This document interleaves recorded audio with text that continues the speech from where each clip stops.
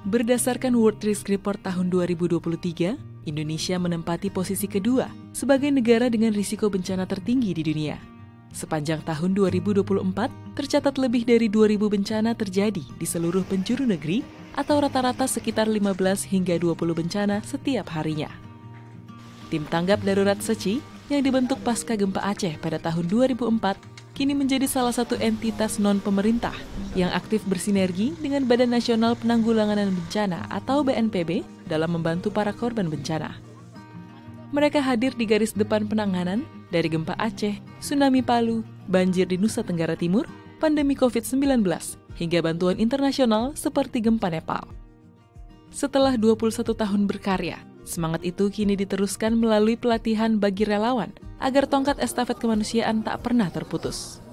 Memang di bencana itu kita banyak lihat loh, seperti kita dulu saya mana pernah saya ke daerah-daerah begitu terpencil dan daerah mungkin kalau jalan-jalan kita hanya daerah yang indah-indah. Ini kan daerah ini banyak daerah pelosok yang lebih indah pada yang ini dan kita bisa merasakan penderitaan orang bencana gimana susahnya, apa yang kita mesti bantu, kita banyak belajar di situ. Kita garang yang junior untuk lebih mengerti TTD itu apa yang boleh dan tidak boleh kita kerjakan di lapangan, lebih mempererat dan saling kenal, dan di lapangan kita juga bisa sepaham, sepakat, dan sejalan aja.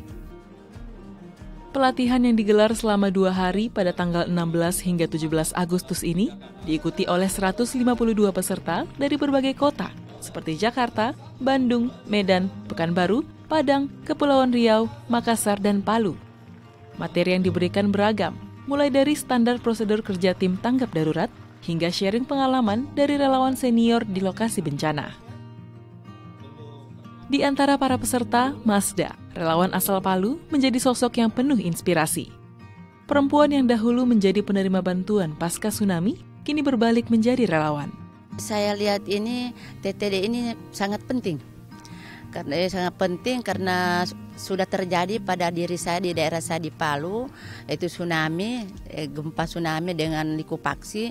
Jadi saya perlu tahu apa sebenarnya dilaksanakan. Ya alhamdulillah memang tidak sampai banyak bantuan-bantuan, tapi dari Yayasan SECI ini alhamdulillah bagus sekali. Cara mengatasi masalah konsumsi, masalah sakit memberikan sembako gitu. Melalui pelatihan ini, Masda semakin memperkaya diri agar bisa membawa pulang ilmu dan meneruskannya kepada relawan di Palu. Berkesannya itu teratur, tidak seperti kalau di Palu kalau ada acara-acara sudah kocar-kacir, artinya masuk-masuk, tidak ada berbahasa. Ini begitu saya terharu, teratur sekali, terutama itu sopan santun. Bagus sekali caranya memberikan sopan santun bahwa harus kita begini, adaptasinya begini, berbicara begini, duduknya begini, sangat bagus sekali.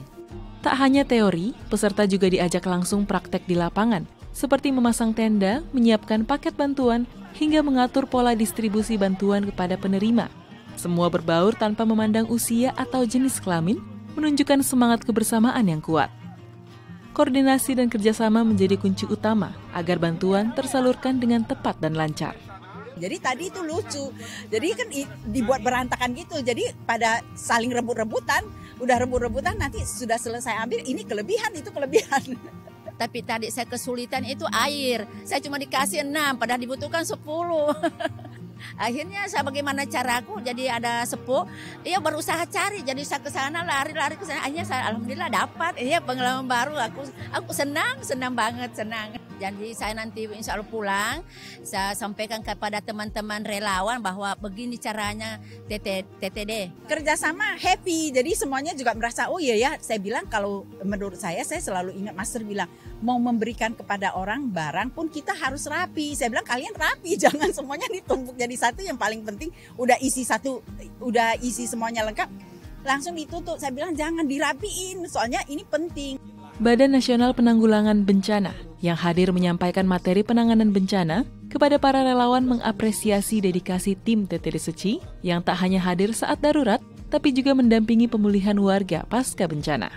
BNPB sendiri berinteraksi dengan relawan SECI tidak sekali 2 kali ya. Kita tahu pasca bencana di Palu ada sekitar 2.000-an rumah yang dikontribusikan, didonasikan oleh relawan suci, dan ini merupakan bentuk nyata dari kontribusi relawan dan entitas non pemerintah dalam mendukung tidak hanya pada saat tanggap darurat, tetapi juga pasca bencana, khususnya dalam pemulihan kehidupan masyarakat. Benar-benar peran, kontribusi, dan dukungan dari relawan, dari swasta, tidak hanya bencana alam ya, bencana non alam pun pandemi COVID, tentu saja pemerintah sangat terbantu dengan adanya kontribusi dari pihak swasta.